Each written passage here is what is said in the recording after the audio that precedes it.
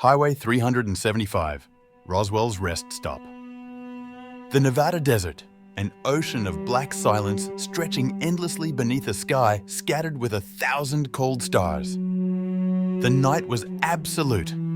It didn't just cover the land, it swallowed it. Only our headlights pierced the darkness, two narrow blades slicing through the ink as we moved steadily down the infamous Highway 375, also known as the extraterrestrial highway.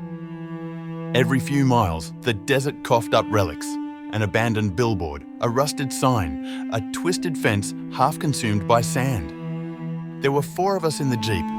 This road trip wasn't planned. It was a decision born from boredom, curiosity, and maybe something else. A yearning for an experience we couldn't quite name. Sarah, behind the wheel, was focused, more than usual. She gripped the steering wheel like it was the only solid thing in a world that had begun to feel less and less real. Mark, always the nervous one, filled the silence with useless facts, movie references, and awkward jokes, trying and failing to laugh off his rising unease. Emily, our voice of reason, kept glancing at the GPS, even though we all knew there was nothing out here to guide us but the road itself. Her voice was tight, a bit too bright, like a violin string pulled just before it snaps. And me? I was watching everything, the sky, the road, the shadows shifting in our wake. Something felt wrong, and I was the first to admit it. Then, out of nowhere, light. A faint glow on the horizon, red and green, flickering.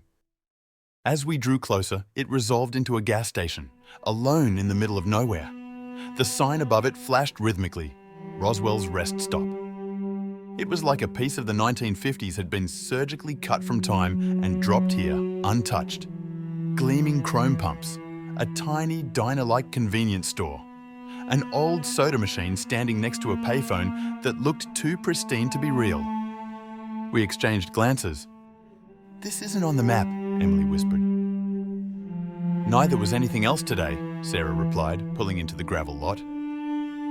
The tires crunched. The air felt heavier, like we were being watched.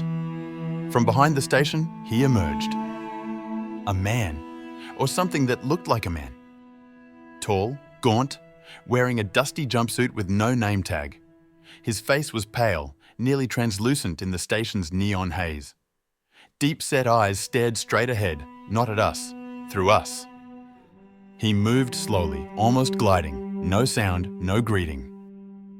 Sarah rolled down the window. "Fill it up, please."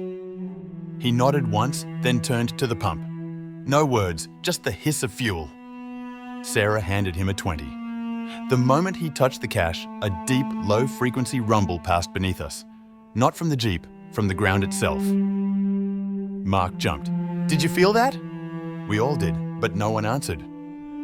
The man gave a slight nod, turned, and disappeared back into the shadows behind the station. We drove off in silence. All of us tense, eyes fixed forward, not daring to look in the rearview mirror. Something had shifted, something invisible and irreversible. We had to go back. We needed proof, photos, something. The next day, curiosity gnawed at us. We retraced every mile. But when we arrived at the same spot, nothing. No gas station, no sign, just desert. Just a stretch of highway as empty as the sky. We stopped the Jeep, got out, walked in circles. Nothing. No tire marks, no gravel, just wind and sand. We hadn't imagined it. We couldn't have. Back home, days later, Mark went digging. He was obsessed. He combed through archives, local legends, anything related to Highway 375. Then he found it. A newspaper clipping from 1974. Gas station fire claims 2 in remote Nevada outpost. And there it was, a photo of the same station, the same sign, the same exact layout. But this time, it was engulfed in flames. The fire had consumed the entire structure. The article said it was never rebuilt. The bodies were never identified. But they mentioned a gas attendant, a man seen by truckers, always silent, always staring. vanished the night of the fire. Was it a ghost station? A fold in time? A residual echo from a past that refuses to be forgotten? We still don't know. But every time I close my eyes, I see that attendant, standing under the flickering neon, waiting. If this story sent chills down your spine, give us a like and hit subscribe.